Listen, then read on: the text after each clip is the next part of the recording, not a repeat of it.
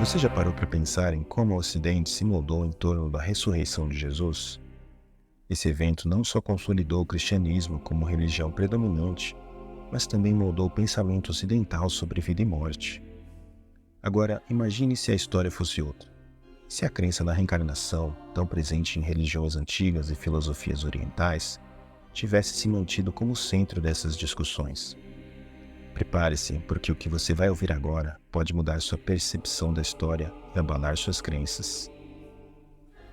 Para entender o impacto da ressurreição de Jesus, é importante olhar para o que pensavam as culturas antigas.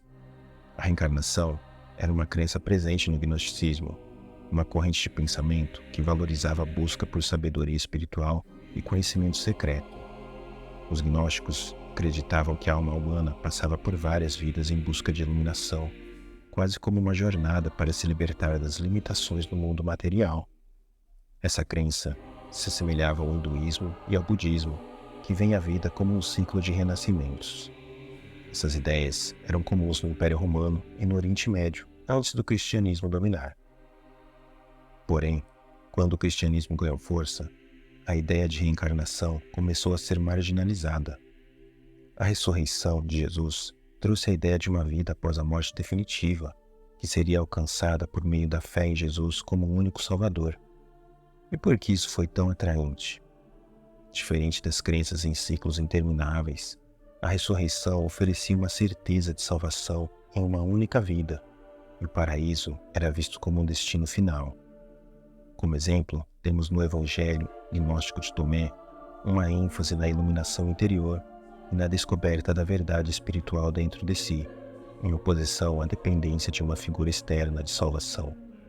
Esses ensinamentos gnósticos acabaram sendo considerados heréticos quando a Igreja estabeleceu o cânone oficial, deixando de lado qualquer doutrina que pudesse ameaçar a centralização da fé cristã. Ao promover a ressurreição como prova suprema de uma vida após a morte, o cristianismo conseguiu centralizar o poder espiritual na figura de Jesus. Esse movimento foi estratégico. Ao eliminar a reencarnação, colocar a salvação nas mãos da Igreja, a doutrina cristã se tornou uma ferramenta poderosa para controlar as massas. O Concílio de Constantinopla, em 553 d.C., declarou a reencarnação uma heresia, assegurando que a visão de uma única vida mortal fosse a dominante. Esse conceito acabou solidificando a ideia de que cada pessoa tinha uma única chance de salvação, e isso estava diretamente vinculado à obediência às normas da Igreja. Enquanto a reencarnação oferecia múltiplas oportunidades de crescimento espiritual, a ressurreição única trouxe um senso de urgência e obediência imediata à doutrina cristã.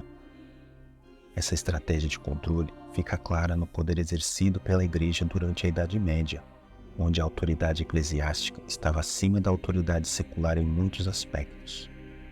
A ideia de uma segunda chance nas vidas futuras era uma ameaça ao controle que a Igreja exercia sobre a população, pois incentivava uma espiritualidade autônoma. Com o passar do tempo, especialmente a partir do século XIX, as filosofias orientais e os ensinamentos gnósticos começaram a ressurgir no Ocidente. Intelectuais, escritores e espiritualistas redescobriram a reencarnação, vendo-a como uma alternativa ao conceito ocidental de céu e inferno. Esse renascimento coincidiu com a Revolução Industrial e o crescimento de uma classe média que buscava novas formas de espiritualidade desvinculadas da autoridade da Igreja. Hoje, a reencarnação tem um papel importante na cultura popular, inspirando livros, filmes e até práticas espirituais modernas. Séries e filmes como Quatro Vidas de um Cachorro e Cloud Atlas, A Viagem em português, exploram conceitos de reencarnação e a ideia de uma jornada de autoaperfeiçoamento ao longo de várias vidas. O interesse renovado na reencarnação também é visto em práticas como a meditação e o autoconhecimento, que vieram da filosofia oriental e conquistaram espaço em diversas partes do mundo. O Espiritismo, por exemplo, uma doutrina que incorpora a ideia de reencarnação, é amplamente aceito no Brasil. Inspirado nos ensinamentos de Allan Kardec, ele traz uma perspectiva de evolução moral e aprendizado através de múltiplas vidas, oferecendo uma visão espiritual alternativa, sem as divisões rígidas de céu e inferno. Com o crescente interesse em filosofias orientais e gnósticas, muitos ocidentais passaram a questionar a visão cristã tradicional da vida após a morte. A reencarnação oferece uma narrativa de esperança e evolução constante, enquanto a ressurreição se concentra em uma transformação única e definitiva. O que vemos hoje é uma fusão dessas ideias, com pessoas buscando espiritualidade que une o melhor desses dois mundos. A popularidade crescente de figuras como Eckhart Tolle, Deepak Chopra e até da psicologia transpessoal mostra como a espiritualidade moderna está se afastando de dogmas fixos e se abrindo para conceitos como evolução espiritual e karma.